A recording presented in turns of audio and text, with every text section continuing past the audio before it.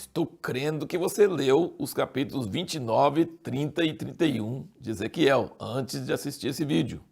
Se não fez isso, corre lá e leia e depois assista o vídeo. Nós vemos aqui nesses capítulos, mais uma vez, principalmente no 29 e 30, o refrão de Ezequiel. Você pode notar que isso é uma característica desse livro. E saberão que eu sou o Senhor. É um refrão, ele repete isso demais. Outra coisa, Deus sempre chama Ezequiel de filho do homem, né? Você vai ver isso toda hora, Deus fala com ele, filho do homem. Mas vê aqui, 29, versículo 6, ele diz: E saberão todos os moradores do Egito que eu sou o Senhor. Versículo 9, e a terra do Egito se tornará em desolação e deserto, e saberão que eu sou o Senhor. Versículo 16, e não será mais a confiança da casa de Israel, e a ocasião de ser lembrada da sua iniquidade, quando se virarem para olhar após eles, antes saberão que eu sou o Senhor Deus. E o 21, naquele dia farei brotar um chifre para a casa de Israel, e te considerei que abras a boca no meio deles, e saberão que eu sou o Senhor. E continuando no 30, versículo 8, saberão que eu sou o Senhor quando eu puser fogo ao Egito, e forem destruídos todos os que lhe davam auxílio. Versículo 19 do 30, assim executarei juízo no Egito, e saberão que eu sou o Senhor.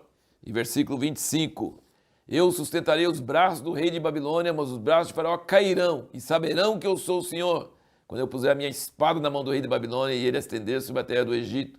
E espalharei os egípcios entre as nações, e os dispersarei pelas terras. Saberão assim que eu sou o Senhor. Só nesses dois capítulos, 1, 2, 3, 4, 5, 6, 7, 8 vezes ele fala em dois capítulos que saberão que eu sou o Senhor. Então, como eu disse no outro vídeo, Deus suporta a blasfêmia contra o seu nome por palavras e ações.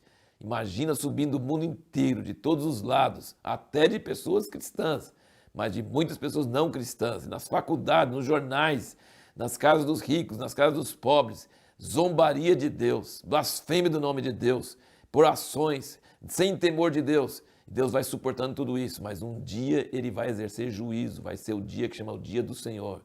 E todos saberão que ele é Deus e que tudo que eles fizeram em tipo desafiando a ele, irritando a ele, contra ele, duvidando da existência dele, falando mal dele. Que coisa terrível, né? E aqui então o papel do profeta é trazer para as pessoas o entendimento das coisas que estão acontecendo. Meu pai sempre falava, e muitas pessoas dizem, né, que é bom ler o jornal em uma mão e ler a Bíblia na outra, para poder ligar as duas coisas, entender o motivo das coisas que estão acontecendo. E a nossa pergunta no último vídeo foi: o que as profecias contra o Egito podem nos ensinar hoje? Eu quero que você pense comigo, porque aqui tem vários capítulos contra o Egito, né? Contra Faraó, contra o Egito, nós vamos ver isso, sim, continuando. Acho que 4 capítulos, né? Os 3 de hoje e um de amanhã. O que isso significa para nós? Eu quero que você entenda que o Egito era uma civilização e um império milenar. Sabe o que é milenar? Mais de 1000 anos, mais de 2000 anos, mais, sei lá, 3000 anos, é muito tempo. E Egito era diferente dos outros países porque não dependia de chuva, tinha o rio Nilo. Então era uma civilização muito estável e nunca tinha sido, era uma potência da região, nunca tinha sido derrubado, destruído. Às vezes não tinha tanto poder como a Síria, mas a Síria nunca conseguiu vencer o Egito. A Síria foi poderosa. Agora a Babilônia surgiu depois da Síria e Babilônia começou a ameaçar todos os povos ao redor.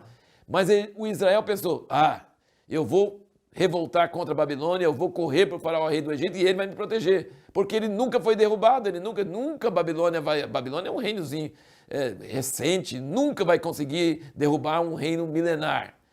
Ai deles, né? Ezequiel está dizendo, Jeremias já tinha dito, que Egito ia cair e a queda do Egito iria abalar todas as nações. Se Egito caiu, ninguém pode ficar em pé. Então era um efeito psicológico maior ainda do que até o efeito real. E Israel confiou no Egito, e aí Deus tem raiva de Judá porque confiou no Egito e não confiou nele, não acreditou nele, confiou mais no Egito. Mas Deus tem raiva do Egito porque o Egito traiu Israel também. Você vai notar, você nota isso aqui, né? Se você aqui diz no versículo 6 e 7 do 29, ele diz: Saberão todos os moradores do Egito que eu sou o Senhor, porque tu tens sido um bordão de cana para a casa de Israel. Tomando-te eles na mão, tu te quebraste e rasgaste todo o ombro. E quando em ti se apoiaram, tu te quebraste, fazendo estremecer todos os seus lombos. Então ele julga Judá porque eles foram confiar no Egito em vez de confiar nele. E ele julga o Egito porque o Egito traiu o povo de Israel também. E aí ele diz, no fim, ele diz que Egito vai ser esparramado entre as nações, tal, tudo mais, mas que ele vai ser restaurado, só que ele nunca mais vai ser um império forte. E, de fato, Egito voltou a existir, os egípcios voltaram a estar lá, mas nunca mais ele foi um reino humilde, um reino pobre, e um reino até hoje, não uma nação muito expressiva das nações da terra. Então, realmente, a palavra de Deus se cumpriu. Babilônia foi destruído, só tem deserto no lugar da Babilônia. Mas Egito foi realmente recuperado, não foi destruído. Ele foi destruído, foram para o cativeiro, depois voltaram, mas nunca mais tinha poder. Acabou aquele poder, acabou aquele império, acabou aquele reino milenar deles. Então, o resumo do assunto é Deus que levanta reinos e Deus derruba reinos. Os reinos não subsistem porque eles têm força em si. Eles subsistem porque Deus fala que é a hora deles. E quando Deus fala que é a hora deles cair, eles caem.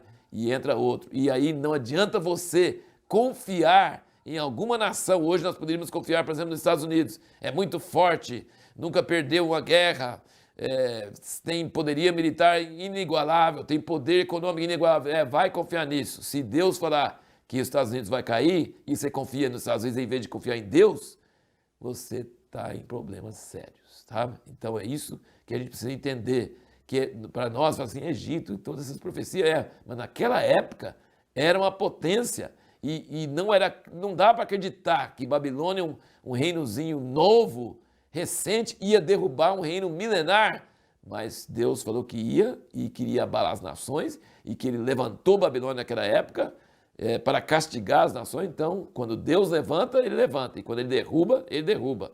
E essa é a lição que a gente precisa aprender. E uma coisa final assim, da gente pensar nesses capítulos é que o profeta precisa conhecer geografia. Ele precisa saber o nome das cidades. Você viu tanto de nome de cidades? Ele precisa conhecer geografia, precisa conhecer cidades. Cita um monte de cidade aqui do Egito, cita um monte de coisa. Até para ler a gente precisaria conhecer geografia. Geografia e história, aliás, são temas, são matérias da escola que são muito importantes e básicos para entender a Bíblia, porque Deus está agindo na Terra e a Terra tem a ver com geografia e história. Muito interessante, muito importante. O profeta representa Deus dirigindo seu rosto contra o Egito e contra Faraó. Deus fala assim, dirige seu rosto contra e fala contra. E ele precisa conhecer geografia, nome de cidades, e precisa ser poeta também. Você viu no 31 como é que ele fala sobre a questão de cedros do Líbano, né? Todas as aves do céu se aninham nos seus ramos, e os cedros do Líbano, nenhum deles era tão bonito quanto ele, mas vai cair e vai ser derrubado. Então nós vemos várias coisas também de geografia e de poesia no texto bíblico. Maravilhoso ver isso. E a pergunta que nós vamos fazer para responder no próximo vídeo é: o que pode fazer Deus esquecer?